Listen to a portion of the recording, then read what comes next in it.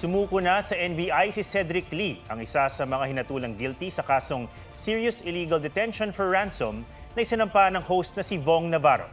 Pero iaapela raw ni Lee ang desisyon. Mula sa NBI Quezon City, may live report si Jamie Santos. Jamie? Maki Atom, kusang loob na sumuko si Cedric Lee sa tanggapan ng NBI ngayong gabi matapos ibaba ng Taguig Regional Trial Court ang hatol sa kanya. Sinundo ng NBI sa isang lugar sa Mandaluyong ngayong gabi si Lee matapos ang kanilang pag-uusap. Hapon pa lamang daw matapos malaman ng NBI ang hatol ng korte kay Lee at mga kasamahan nito ay nagsagawa na sila ng mga effort kung paano makuha ang mga akusado. Si Lee raw ay nagpahatid ng mensahe sa kanila na gusto nitong sumuko sa NBI. Pagdating sa tanggapan ng NBI, sumailalim sa booking process si Lee. Sumailalim din ito sa medical at dental procedure. Bukas daw ng umaga, ibabalik ng NBI sa korte ang warrant at hihintayin ang desisyon nito. Aapela raw sa Court of Appeal si Lee na nindigang walang krimeng naganap. Siya mismo ang kumontak. May isang intermediary at nagbigay ng mga numbers. So nagpalitan kami ng number at nagkausap kami ni Cedric Lee. Pansamantalaan dito muna siya kasi hindi man natin ma-return ngayong gabi yung warrant. Wala naman po yung elements ng crime eh. Okay. Isa-isa yung elements ng illegal detention. Hindi naman talaga pasok eh.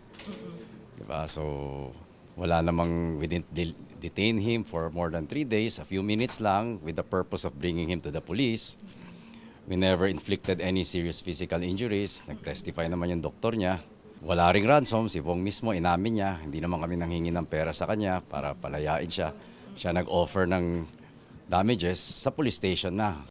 Maki, dito raw muna pansamantalang mananatili si Lee sa tanggapan ng NBI habang hinihintay ang commitment order. At yan ang latest mula rito sa Quezon City. Balik sa iyo, Maki. Maraming salamat, Jamie Santos. Kalmado raw na tinanggap ni Denise Cornejo ang desisyon ng korte ayon sa kanyang tiyuhin. Isa na lamang sa 4 na sinintensyahan na makulong ang pinaghahanap ng mga otoridad. Guilty beyond reasonable doubt ang hatol ng Taguig RTC Branch 153 laban sa model na si Denise Cornejo, Cedric Lee, Simeon Palmaras at Ferdinand Guerrero para yan sa kasong serious illegal detention for ransom na inihain ng host na si Vong Navarro. Reklusyon perpetwa o 20 hanggang 40 taong pagkakabilanggo ang sentensya ng korte. Kanselado na ang piyansa ng 4. Mula sa korte, idiniretso sina Cornejo at Ras sa Taguig Police para sa mugshot at medical process. Sa Correctional Institution for Women sa Mandaluyong mananatili si Cornejo. Si Ras naman sa Bilibid sa Muntinlupa. Nagugat ang kaso sa pamubugbog kay Navarro noong 2014. Batay sa salaysay ni Navarro, binugbog at pinagbantaan siya ng grupo ni Lee. Kinikilan din daw siya kapalit ng kanyang kalayaan. Depensa naman ng grupo ni Lee, dinetain nila ang aktor bilang citizen's arrest dahil sa umano'y panggagahasan ni Navarro kay Cornejo. Kinasuhan ni Navarro, sina Cornejo, Lee at 5 iba pa ng serious illegal detention for ransom. Nadismiss ang kaso laban kay Bernice Lee at isa pang akusado. Si Cornejo naman dinemanda si Navarro para sa rape at acts of lasciviousness. Pansamantalang na-detain si Navarro noong 2022 para rito.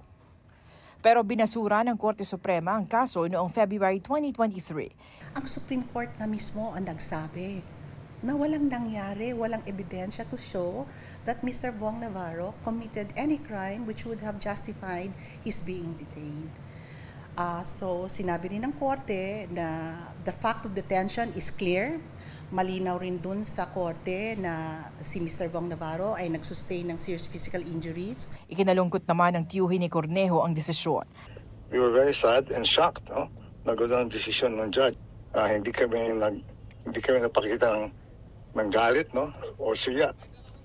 And I guess it's our faith, no? Our Christian faith that gave us peace of mind, no? Knowing that somehow, sooner or later, God's justice will prevail. Patuloy namin kinukuhanan ng panig ang 2 pang hinatulan.